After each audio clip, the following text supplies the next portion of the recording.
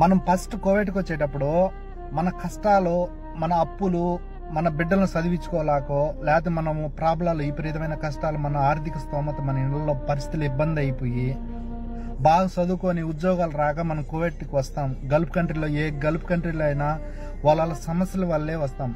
మనం కోవిడ్కి వచ్చేటప్పుడు మన తల్లిదండ్రులు, లేకపోతే బంధువులు, లేకపోతే ఫ్రెండ్స్, లేకపోతే భార్య మెడలో ఉండి బంగారు కుదవబెట్టో బిడ్డలను చదివించుకోవాలని మనం లేనిపోని కష్టాల వల్లే కోవిడ్కి వచ్చేది. ఎవరు ఉండి ఇక్కడికి వచ్చిన వాళ్ళు ఎవరు లేరు. కోవిడ్కి వచ్చిన తర్వాత ఆకామా కొట్టించుకోవాలా, ఇంకొంచెం నెల నెల కరెక్ట్గా జీతాలు ఇవ్వాలా. మనం ఇంటికా నుంచి కష్టపడి కోవిడ్కి వచ్చేటప్పుడు ఏ రాజకీయ నాయకులు కానీ, ఏ సినిమా యాక్టర్లు కానీ ఎవరు మనం ఇక్కడికి పంపిలేదు. మనం ఎటువంటి కష్టాలలో కోవిడ్కి వచ్చినామో మీరు గుండెల మీద చేసుకుని ఒక్కసారి ఆలోచించండి. ఎవరైనా కానీ కోవిడ్కి వచ్చేటప్పుడు మన ప్రాబ్లాలు, మన కష్టాలు, మనం ఏ విధంగా వచ్చినామో తల్లిదండ్రులకు తిండి పెట్టలేకో, లేకపోతే మనము ఉద్యోగాలు రాకో, మనం ఇంటికి తిండికి కూడా ఆర్థిక స్తోమత సరిత లేక వచ్చిన వాళ్ళు కూడా చాలా మంది. మనస్ఫూర్తిగా ఆలోచించండి. మీరు కోవిడ్కి వచ్చేయడానికి నీ రాజకీయ నాయకులు కానీ, సినిమా హీరోలు కానీ ఎవరు ఇక్కడ మనకు ₹1 పెట్టి ఎవరు పంపిలేదు. ఇక్కడికి వచ్చి మనం కష్టాలు పడి కోవిడ్ వాళ్ళు 1 నెల జీతం ఇవ్వకపోతే రాజకీయ నాయకులు మేము ఉన్నామని చెప్పి ఇప్పిస్తారా? 1 నెల మీకు 1 సంవత్సరం అకాం కొట్టకపోతే ఏ రాజకీయ నాయకులైనా వచ్చి మేము ఉన్నామని ఇప్పిస్తారా? ఏదైనా సమస్య వాళ్ళు కోవిడ్ వాళ్ళు కూడా ప్రాబ్లాలు జరిగి ఉంటే, పోలీసు వాళ్ళు ఏదైనా సమస్య వస్తే మేము రాజకీయ నాయకులు మా సీఎం ఈ సీఎం అంటే ఒప్పుకుంటారా?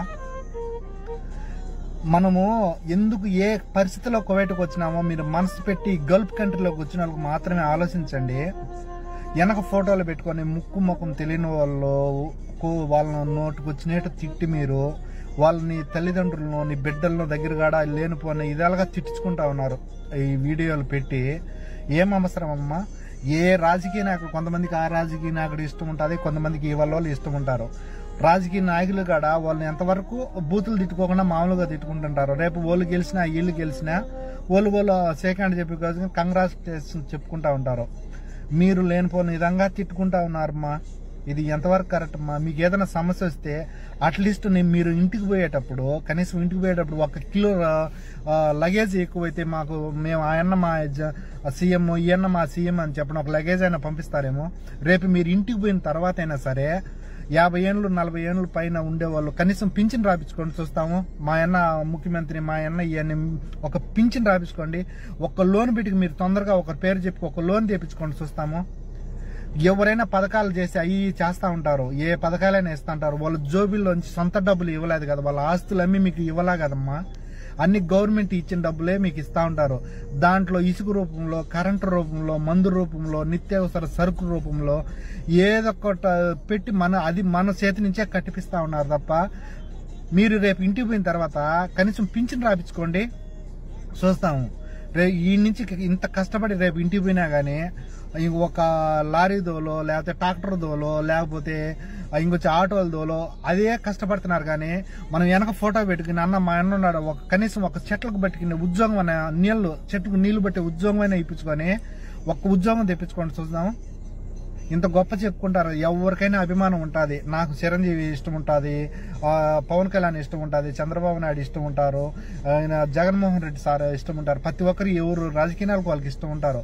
ఇష్టం ఉన్నారని చెప్పి వాళ్ళని తిట్టుకోవడము ఇదంతా కరెక్టే కాదు. వాళ్ళు ముక్కు తెలియని మనుషులు కూడా ఎంత విధంగా తిడతారమ్మా. 1 నెల జీతాలు ఇవ్వకుంటే మన ఇంటికాడ పరిస్థితులు ఏదో ఒకసారి ఆలోచించండి. గుండెల మీద చేయి పెట్టుకొని ఆలోచించండి. 1 నెల మీకు జీతంగానే రాకుంటే మీ పరిస్థితి ఏందో ఒకసారి ఆలోచించండి. 1 సంవత్సరం అకాంగానే కొట్టుకుంటే మన పరిస్థితులు ఏందో ఆలోచించండి. ఏదైనా పోలీసులు పట్టుకుంటే ఎవరన్నా సాయం చేస్తారా? ఏ రాజకీయ నాయకులైనా సాయం చేస్తారా? నీ ఫ్రెండో, నీ బంధువులు, లేకపోతే ఇంటికాడ భూములు అమ్ముకొని తెప్పించుకొని చేసుకోవాలి తప్ప ఎవరు సాయం చేయరు. ఇలా తిట్టుకోవడం పెట్టుకోవడం కరెక్ట్ కాదు. మనం ₹10 సంపాదించుకోవాలా, మన ఇంటికి పోవాలి. కానీ ఒకరిని తిట్టి ఎవరు గెలిచినా ఎవరు పెట్టినా మనం కోవిడ్లో ఉండేవాళ్ళము. మనం ఇది సంపాదించుకోవాలా, మనం పట్టుకోటు కోసం సంపాదించుకొని ఇంటికి మన వాళ్ళు సాక్కోవాలి తప్ప ఎటువంటి ప్రయోజనం లేదు తిట్టుకోవడం పెట్టుకోవడం వల్ల. ప్రతి ఒక్కరు సంపాదించుకోవడానికే వచ్చేది. ఉండి పెట్టి చేసేవాళ్ళు ఎవ్వరు లేరు. ఏ రాజకీయ నాయకులు మనకు సాయం చేయరు, ఎవ్వరు పెట్టరు. మన బతుకులు మనకి. ఒకసారి మనస్ఫూర్తిగా ఆలోచించుకోండి, తిట్టుకోకుండా ప్రతి ఒక్కరు బాగుండండి. జై హింద్.